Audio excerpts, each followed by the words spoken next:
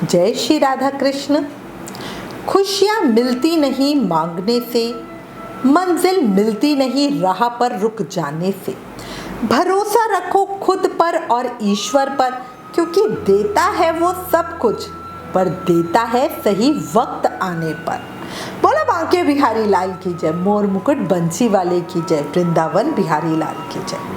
किस किस को अपने ठाकुर पर पूरा विश्वास है? जो है वो उन्हीं की देन है, और जो भी आप चाहते हो वो देगा जरूर। किस किस को ये विश्वास है? अभी कमेंट करके एक जयकारा लगा।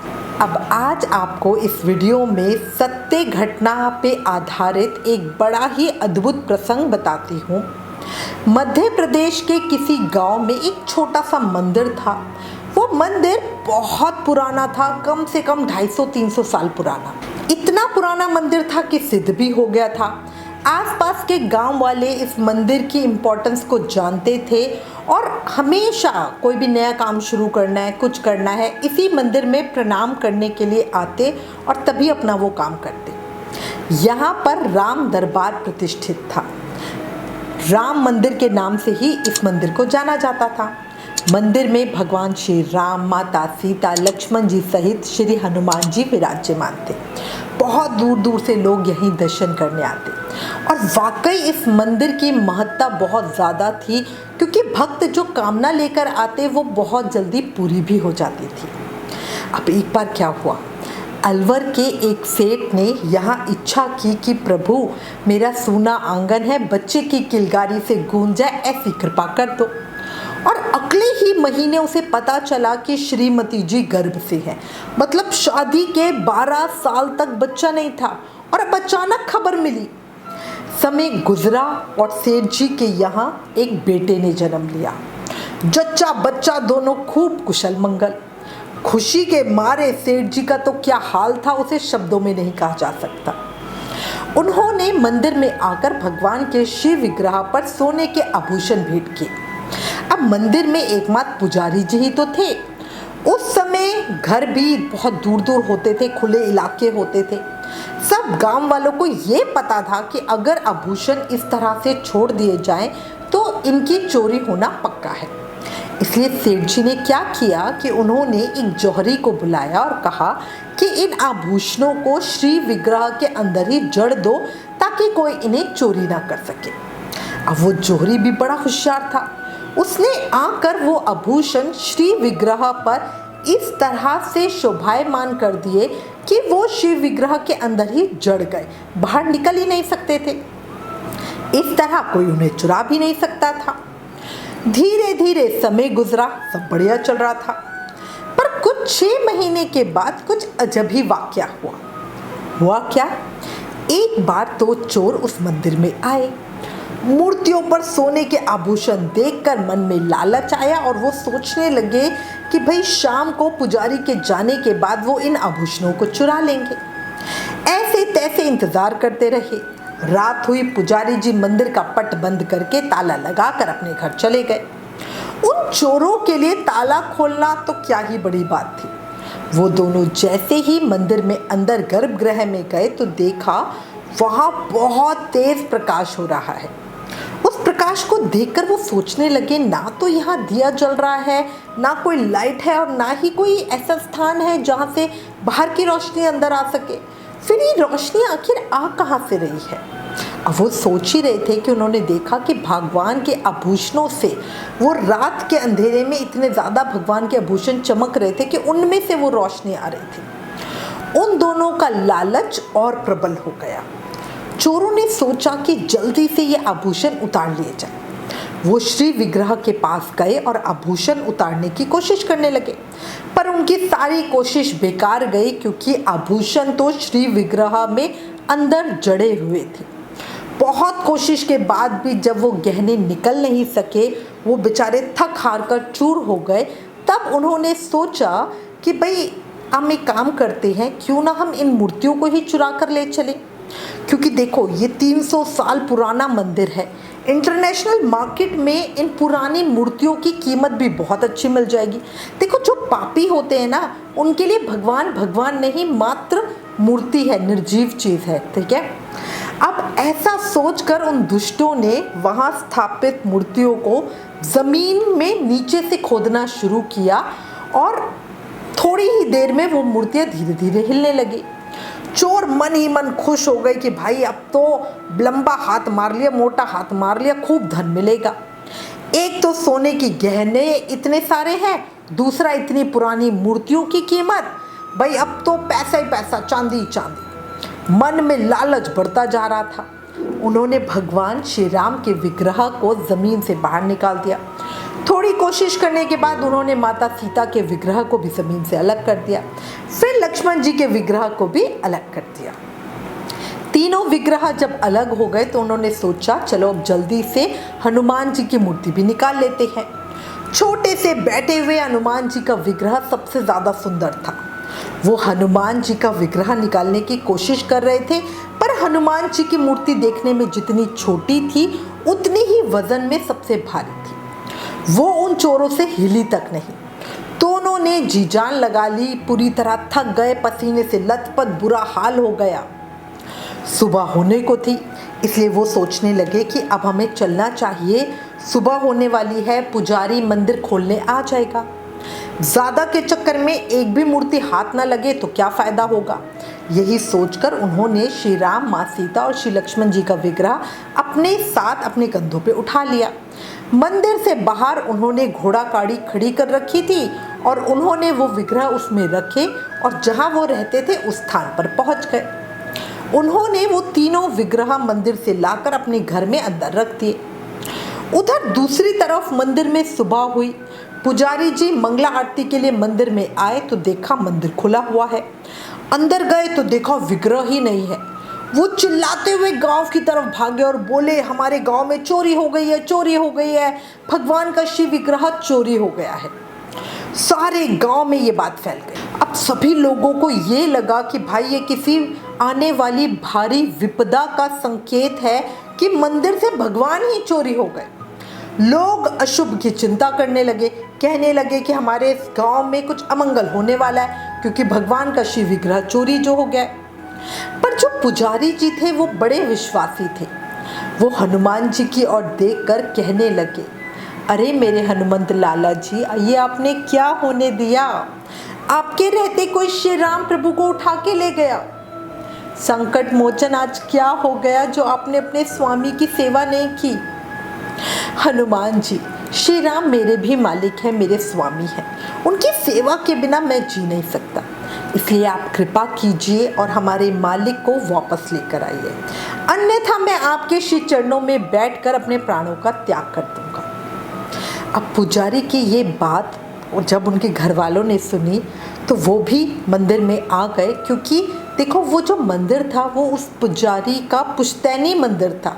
कितनी ही पीढ़ियों से सभी लोग उस मंदिर में सेवा कर रहे थे, पीढ़ी की पीढ़ी निकल गई थी। अब पुजारी जी के जितने परिवार वाले थे वो सभी वहीं बैठ गए और अन्न जल का त्याग करके वहीं धरना दे के बैठ गए कि भाई हमारे प्रभु आएंगे तो हम कुछ खाएंगे, वरना तो हम यहीं प्राण छोड़ देंगे। पुलिस चौकी में शिकायत करवाई गई। मंदिर का महत्व बहुत ज़्यादा था, इसलिए सरकार का भी पुलिस पर प्रेशर पड़ा। उन्होंने कहा जल्दी से जल्दी चोरों को ढूंढकर उनसे शिव विग्रह वापस लाया जाए। सारा दिन निकल गया पर पुलिस वालों को ढूंढते ढूंढते बट चोरों का ना विग्रह का कुछ पता नहीं चला। चोर तो एक ऐसे स्थान पे छुपे बैठे थे जहां तक पहुंचना बड़ा ही मुश्किल था। धीरे धीरे दिन ढलते हुए रात होने लगी।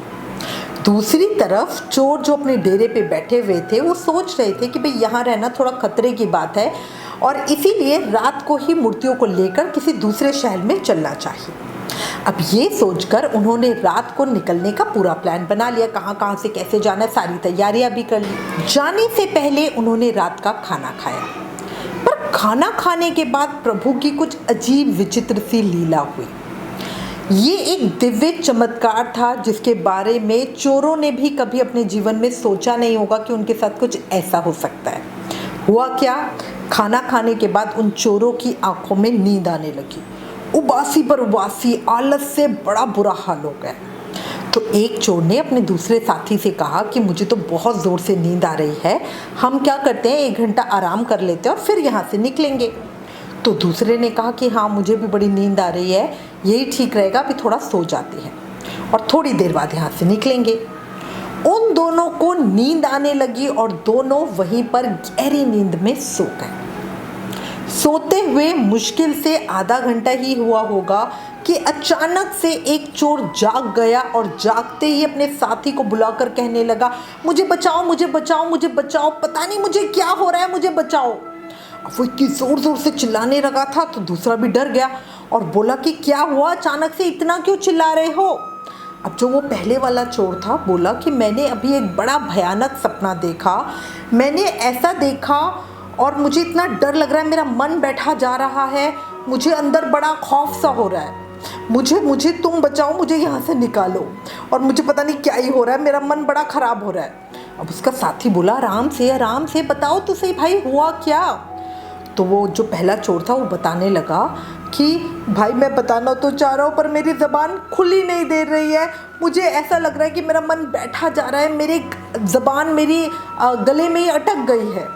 तो दूसरे साथी ने उसे थोड़ा सा आराम से रिलैक्स किया, पानी पिलाया, आराम से बिठाया और बोला, अब बताओ क्या हुआ। अब वो बताने लगा, बोला जैसे ही मैं लेटा मुझे गहरी नींद आ गई, नींद आते ही पता नहीं मुझे क्या हुआ, मुझे ऐसा लगा जैसे एक बहुत बड़ा बंदर मेरे सीने पे बैठ गया है और वो मेरे सीने पर बड़े ज़ोर ज़ोर से प्रहार कर रहा है। ऐसा लग रहा था जैसा कम से कम 500-600 किलो का वो वानर होगा जो मेरे छाती के ऊपर बैठा हुआ था और मुझे मार रहा था और कह रहा था कि मेरे स्वामी को अपने स्थान पर वापस पहुंचाओ, मेरे स्वामी को अपने स्थान पर वापस पहुंचाओ। अब उसकी ये बात सुनकर उसका दूसरा साथी कहने लगा, क्या बकवास कर रहे हो, यहाँ वहाँ की उल्टी सीधी बातें मत करो, ये सिर्फ तुम्हारा वहम है, तुम भगवान को बार बार मन में सोचे जा रहे हो, इसीलिए तुम्हारे मन में इस तरह के विचार आ रहे हैं, ये मात्र कल्पना है, इसमें तुम्हें डरने की या कुछ कहने की नहीं कोई बात है, बेकार की बातें बिल्कुल मत करो और आराम से चुपचाप होके सो जाओ। वो जो लड़की हमें उधर मिली थी उसके बारे में सोचो, बस शांति से मस्त मज़े में सो। अब हमारे पास बहुत पैसा आने वाला है, हम बहुत मज़े करने वाले हैं और इसके बाद हमें एक लंबा सफ़र तय करना है, रास्ते में हमें आराम करने को भी नहीं मिलेगा, इसलिए अभी चुपचाप करके सो जाओ। अब ये कह के उसने उसको चुप तो करा दिया, दोनों फिर से लेट भी गए। थोड़ी ही देर में दोनों वापस गहरी नींद में सो भी गए। लेकिन जिस दूसरे साथी ने बोला था ना कि बकवास की बातें मत करो, आधे घंटे बाद ही वो जोर से चिल्लाता हुआ उठा और कहने लगा, बचाओ बचाओ मुझे बचाओ, मेरी रक्षा करो, मुझे बचाओ मुझे बचाओ।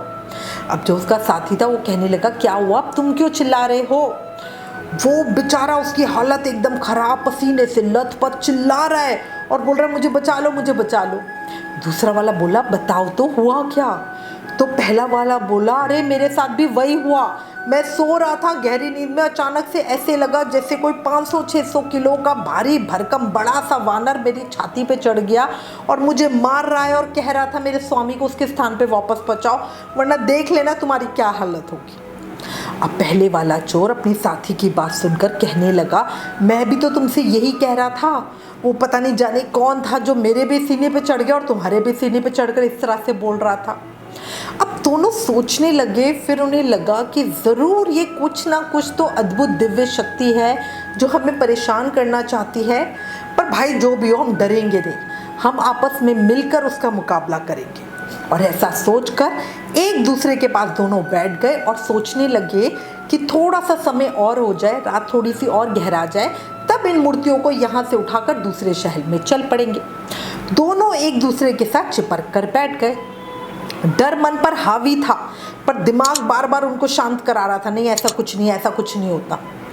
तभी अचानक श्री राम, श्री लक्ष्मण और श्री जानकी जी के शिव विग्रह से बड़ी तेज रोशनी निकलने लगी।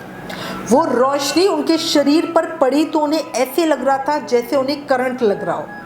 वो उस जगह से हटकर मूर्तियों से दूर हो गए, पर रोशनी अभी भी उन तक आ रही थी और जो शरीर में करंट था वो बढ़ता जा रहा था।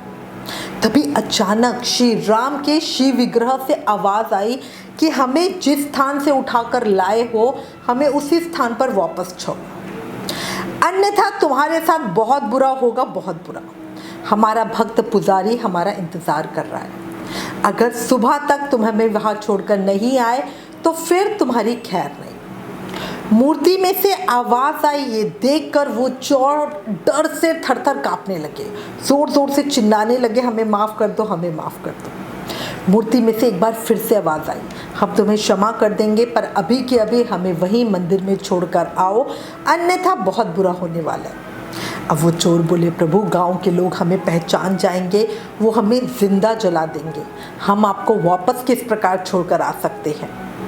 शिव विग्रह से फिर से आवाज आई कि तुम बिल्कुल चिंता मत करो, तुम हमें लेकर मंदिर जाओ, तुम्हारा कुछ अहित नहीं होगा, बस पुजारी जी के पास जाकर अपना क्या सच सच बता देना, फिर वो तुम्हारा इंसाफ वही करेंगे। अब इतना कहने के बाद मूर्ति में से रोशनी आना बंद हो गई। डरते डरते उन्होंने शिव विग्रह उठाए, अब उनमें से करंट भी नहीं आ रहा था। जल्दी से उन्होंने गाड़ी में मूर्तियों को बिठाया और उन्हें मंदिर की तरफ ले गए। पीछे के रास्ते से अंदर गए और मूर्तियों को उनके स्थान पर विराजित कर दिया। वापस पीछे के दरवाजे से बाहर निकले। थोड़ी देर बाद हल्ला हो गया कि मंदिर में भगवान वापस आ गए, मंदिर में भगवान वापस आ गए। लोग खुशी से चिल्ला रहे थे, पुजारी जी जोर जोर से रो रहे थे। चोर दूर खड़े सब देख रहे थे। उन्हें एहसास था कि आज उन्होंने सिर्फ चोरी नहीं की, बहुत बड़ा महापाप भी किया। इतने लोगों का दिल दुखाया, सबकी भावना को चोट पहुंचा। पुजारी जी ने भगवान का अभिषेक किया, उन्हें सुंदर बढ़िया श्रृंगार किया, भोग लगाया, आरती की। पुजारी जी के मन में अब संतोष का भाव था। पुजारी जी ये सब करने के बाद मंदिर से निकलकर अपने घर जाने को हुए तो चोर उनके पीछे हो लिए। रास्ते में उन्होंने पुजारी जी को रोका और अपना किया सब उन्हें साफ साफ सच सच बताने दिया और उनके सामने रोने लगे। पुजारी जी बहुत श्रद्धावान और विश्वासी भक्त थे, महापुरुष सज्जन इंसान थे। बोले, गलती तो तुमने भारी की है, पर अगर अपनी गलती का पश्चाताप हो रहा है तो समझ लो पाप हम कम हो गए हैं। अब कसम खाओ आज के बाद चोरी का काम कभी नहीं करोगे। पुजारी जी फिर बोले, देखो ठाकुर जी की कृपा से ये बात गांव में किसी को भी नहीं पता चली और मैं वादा करता हूँ किसी को कभी बताऊंगा भी नहीं। ये बात परमात्मा और मेरे सिवा कभी किसी को पता नहीं चलेगी। देखो तुम दोनों बड़े भाग्यशाली हो, तुम्हारे साथ श्री रामचंद्र ने स्वयं बात की है। इतना सब होने के बाद भी क्यों चोरी करके अपने जीवन को खराब करना चाहते हो? कल की जो रात थी वो कुछ नहीं है जो नर्क में पाप की सजा भोगने को मिलेगी। एक सपना देखकर तुम इतना डर गए तो वहां जब तुम्हारा हाल होगा तो क्या ही होगा। वो चोर बोले, पुजारी जी उन विग्रह को हाथ लगाने के बाद विश्वास रखे, अब हम चोरी करना भी नहीं चाहते। इस घटना के बाद दोनों चोरों का जीवन बदल गया। वो वही मंदिर में ही रहने लगे। मंदिर की साफ सफाई करना, आने जाने वालों की सेवा करना, पुजारी जी को सहयोग करना ही उनका काम होता था। जो कुछ चढ़ावे में आता बस उसी को खाकर पेट भर लेते, कभी नहीं आता तो संयम से पानी पीकर रहते। वो चोर बाद में भी जब कभी उस घटना को, उस रात को याद करते तो उनका दिल कांप जाता था। इस घटना का जिक्र उन चोरों के माध्यम से एक पुस्तक में वर्णित किया गया। बड़ी ही अलौकिक और अद्भुत घटना है ना। मध्य प्रदेश में अभी तक वो मंदिर स्थापित है। बहुत लोग वहां दर्शन करके अपने जीवन को धन्य भी मानते हैं। प्रभु की भक्त वत्सलता देखो, दो महापापी चोर उनकी कृपा से कैसे भक्त की श्रेणी में आ गए, है ना। जिन पर कभी लालच और कलयुग हावी था उनके ऊपर बाद में कुछ भी पाने की चाह तक खत्म हो गई। प्रभु भक्ति और संत सेवा को ही उन्होंने अपना जीवन बना लिया। जिस मंदिर में पीछे से घुसे थे उस मंदिर की चौखट को ही उन्होंने अपना जीवन बना लिया। ऐसे ही हैं हमारे भक्त वत्सल भगवान, तभी तो उन्हें दीन दयाला और तारनहारी कहते हैं, है ना। बोलो भक्त और भगवान की जय। हे प्रभु, बहा लो मुझे अपनी करुणा के सागर में, चाहे मैं डूब कर भी आपकी भक्ति में तर जाऊं।